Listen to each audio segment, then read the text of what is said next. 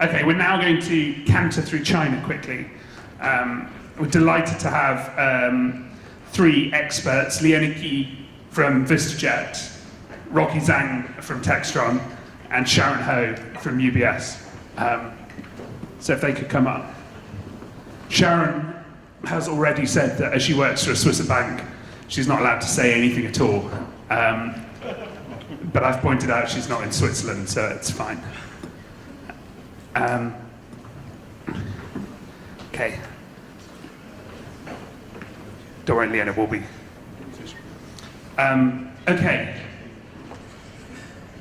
Rocky, it's great having you from Textron, and you sell a lot of smaller aircraft in China. How is the business there now for you? Generally speaking, since Textron, we not only have business jets, but also have turboprop and also piston airplanes, and also Bell helicopter there. Generally speaking, last year, this year, up to now, we are doing fine. And this year, we have already delivered 3 business jets to China already, and there are 2 on the way. Leona, how important is China to Vista Jet? Well, it's very, very important. Actually, we just announced our annual report. Q1 2018, we've recorded 91% flight hours increase in and out of China for a company. So lots of our customers internationally are flying into China, and we've signed a lot of new customers in China that are flying out. Why so much? Is it growing? Why has it gone up so much for you this year? Why? I'm telling you the number, but obviously we signed a lot of new customers, and a lot of international business, I guess, for our customer from outside of China must be flying in there a lot last year. Sharon, as a financier, how important, how are you seeing China?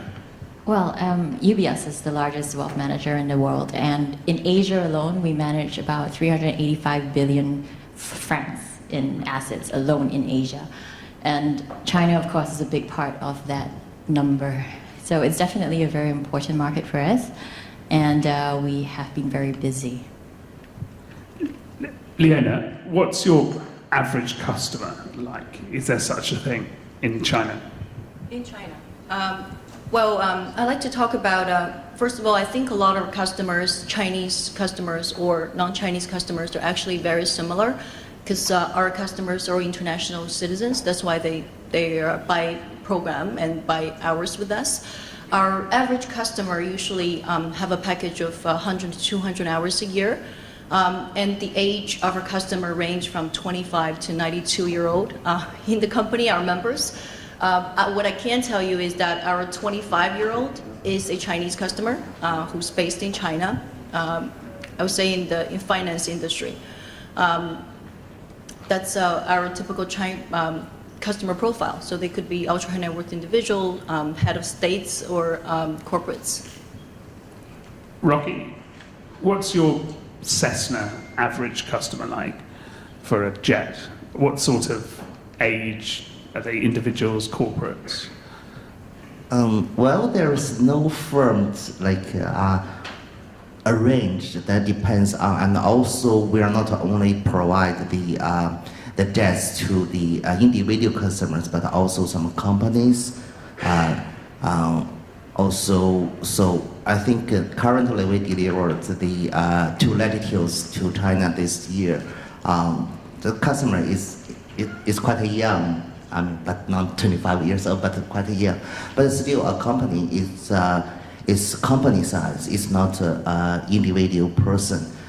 So we are, even in China now, I don't think we can make a judgment who is your potential customer or what age of person is your potential customer. We received some intention for purchasing of the jets from very young, look like a kid even.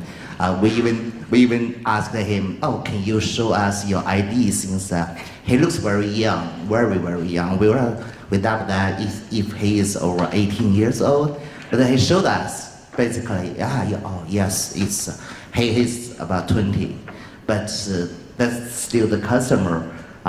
We did not get a deal yet, but we're still discussing this with him. So there is no rules to make judgment to say, oh, this age or that age. But basically, I think everybody is possible to buy jets. That's what business aviation for, I think.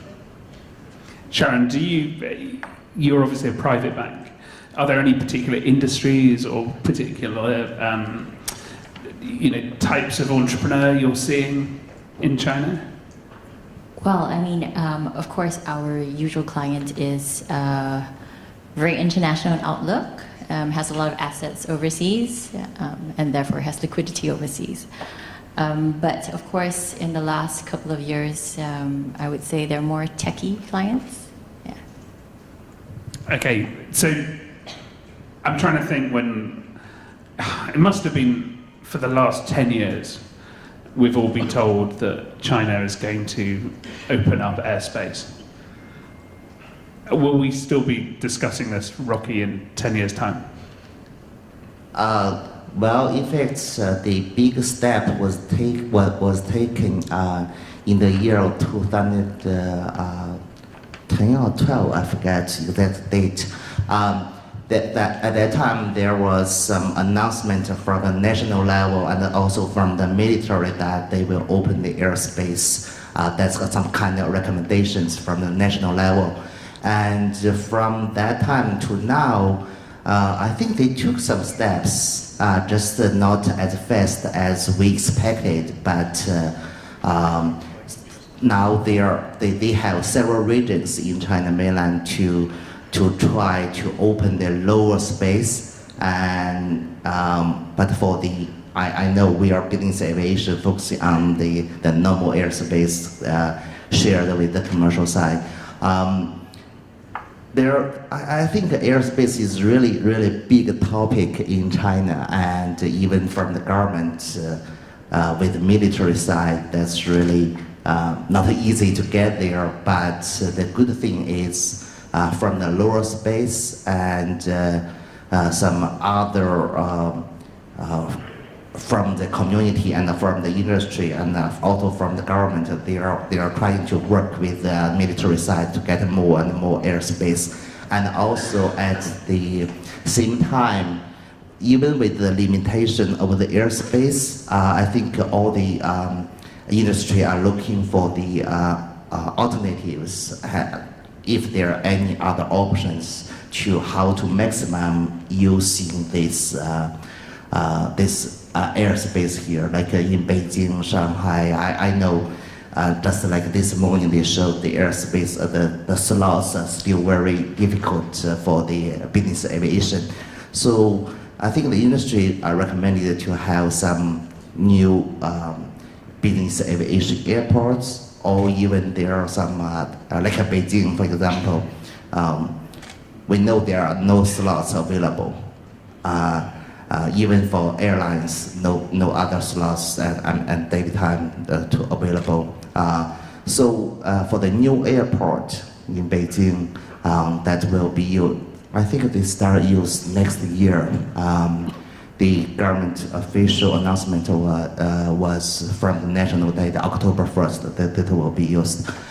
So in the new airport, there is an area especially for business aviation. So there will be FBO, there will be MRO area, and also for business parking area, business aviation, airplane parking area. So I think that the government is trying, or the industry is trying to how to use the limited airspace, how to maximum that, and then have more business aviation operation there. And also there are some other options like to build some new business aviation airports next to Beijing and also in Shanghai area. I think it's moving just slowly. I know it's all the industry are looking forward to seeing more steps, but I think that we need to get there step by step. Leona, how hard is it for you when you have an international customer, maybe a Vista Jet US customer who's used to being able to fly a plane, fly somewhere, how hard is it for you to educate your charter customers or your program customers? Well, I think that's one of the reasons that this customer sign up with us. For our program customer side, we have customer experience manager and also member servicer 24/7, and these customers are very educated. The minute that they sign on, we have the onboarding, onboarding session to tell them based on where they fly to, not only China, India, where we just put an aircraft there. And certain places in Europe, maybe in the summer, we would let them know, the lead time to get a permit and slots so that they're always prepared. And by the time that they do request a trip, and we always, we have people constantly in touch with our customer, especially the customer that over 200 hours a year. That means that they fly every month quite frequently. We would ask them, are you planning to travel, so that we always prepare that stuff ahead of time. Do you ever have trouble getting permits for Hong Kong or for mainland? Yes, all the time, yeah. Do you turn down trips because of that? We don't turn down trips, so we work around it.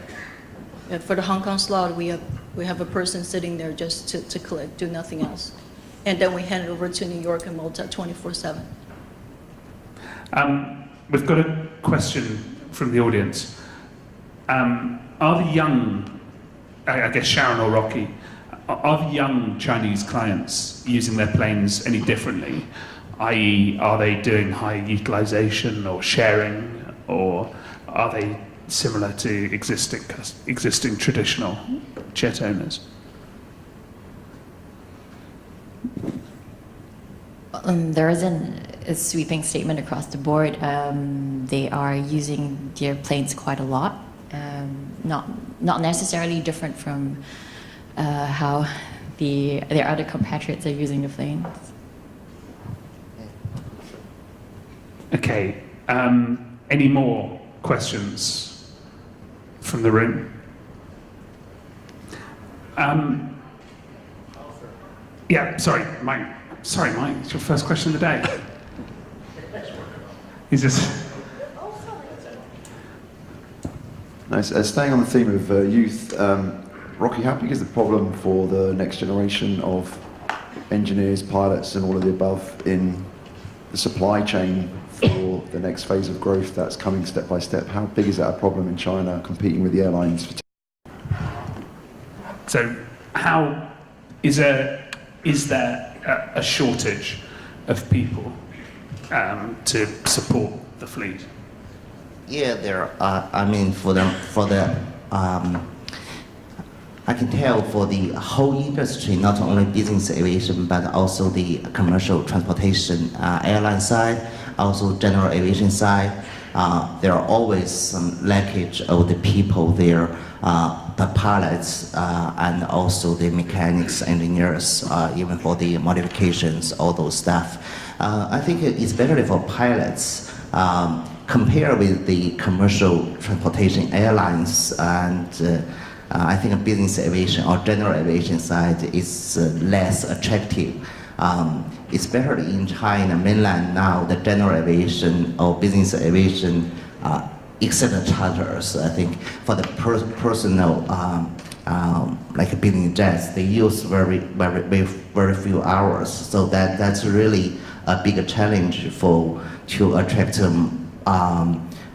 more pilots to join this. If they go to the commercial airlines, they accumulate their flight hours very quickly, and they can get to be the captain, and the salary is much better than a second pilot or co-pilot. For general aviation side, it's really because they fly less hours, and then there will be a long way to get to the captain side or flight instructor side. So that will take a long time and less attractive to the young generation to join in this. Also the same like the mechanics. I think this is the whole industry, like you have egg first or you have chicken first.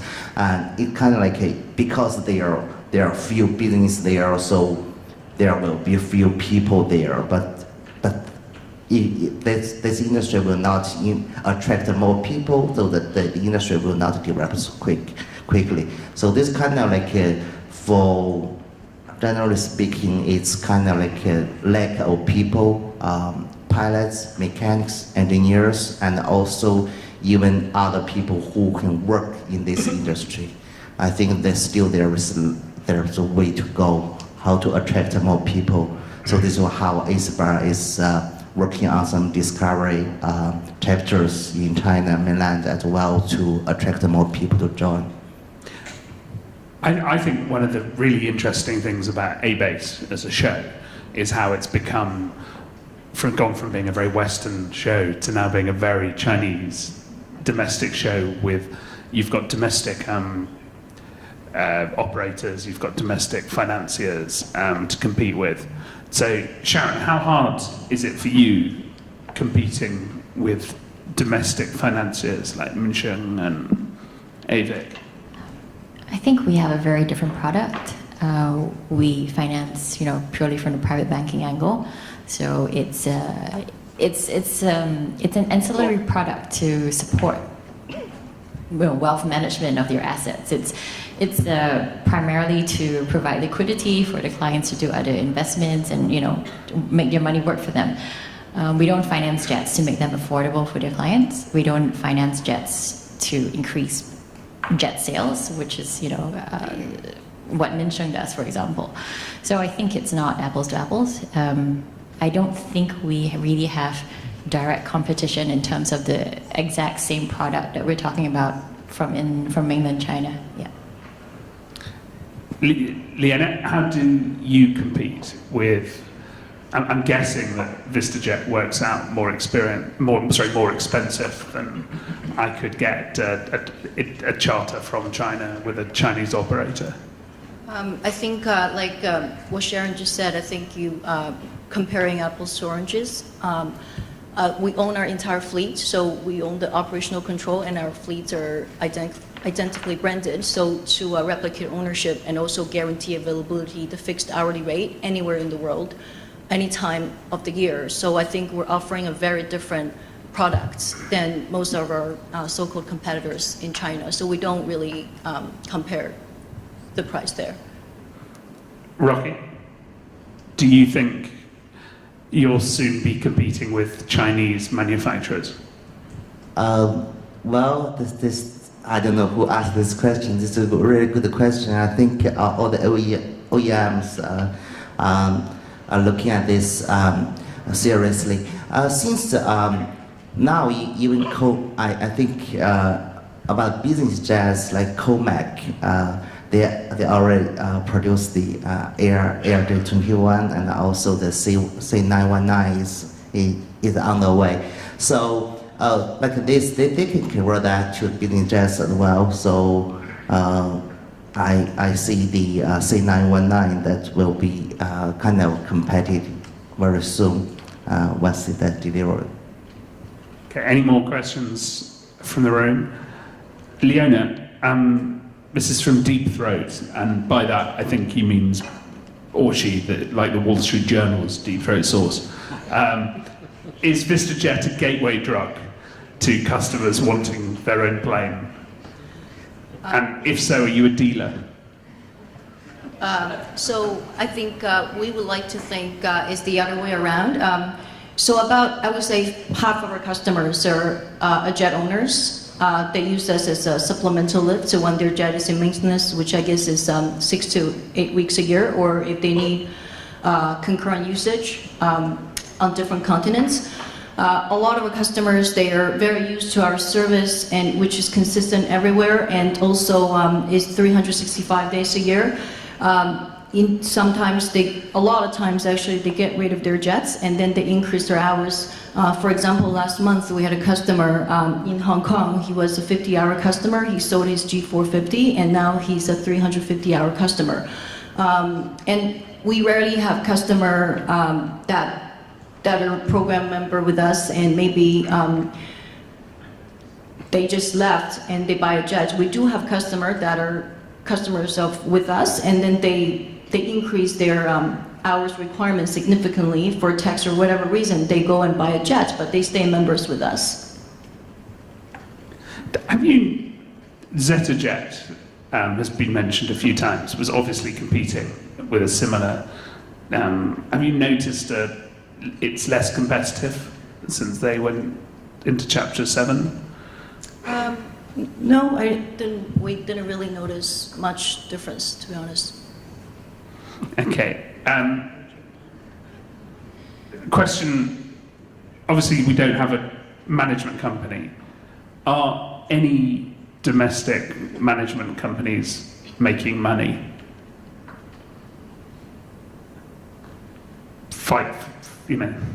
Rocky. I don't think it's true. In fact, so do I need to answer the second question?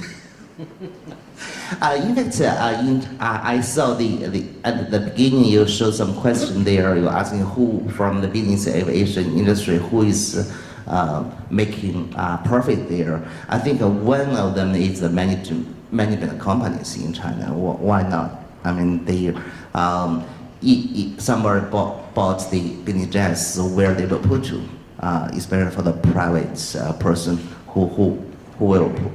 They will not manage or maintenance their airplane by themselves. They have to put some management companies. This is why even I believe the OEMs, when they try to sell the airplane, also they will consider where the customer will put the airplane to, right? If they don't have airplane management company, so who will manage the airplane for them?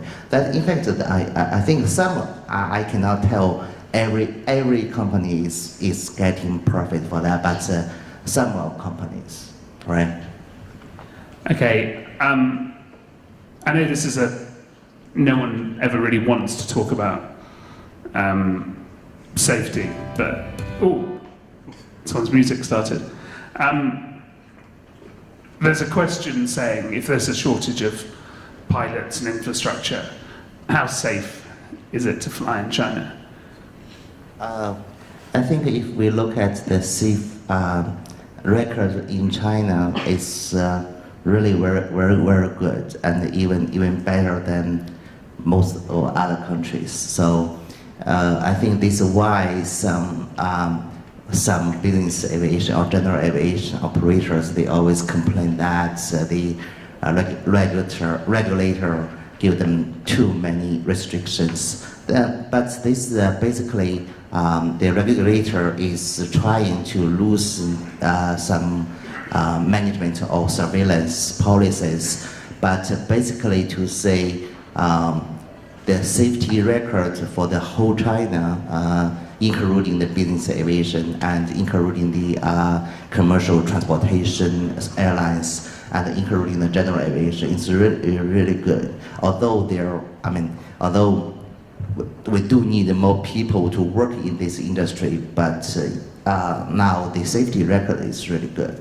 With other things, I mean, they do more work, they have more work time, and anyway, all these kind of aspects to put together to keep safety. I believe they paid more time and more work on the airplanes than other places to make sure their safety. Okay, Leona, any comments on India?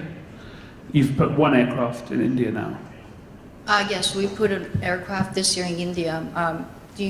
That's the question. So yes, we are.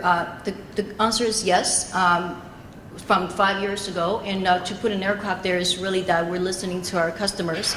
Our Indian customers, when initially, they sign up, we have many hours out of India. They were flying with us only internationally because domestically there's cabotage.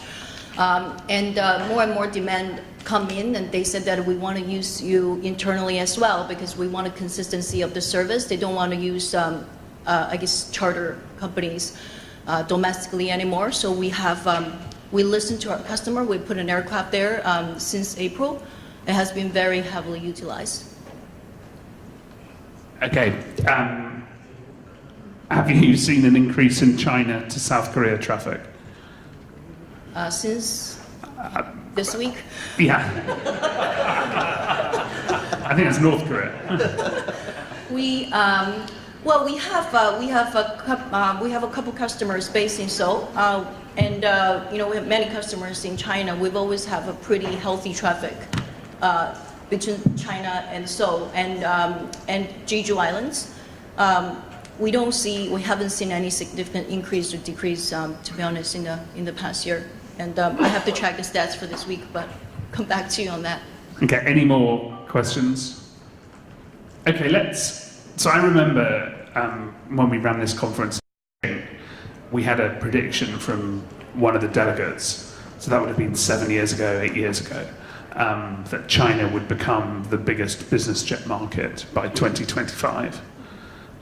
And I don't think it's going to do that in the next 7 years. But what will the Chinese market look like in 2025? How big will the fleet be? How easy will it be to find finance? How many aircraft will Vista Jet have there?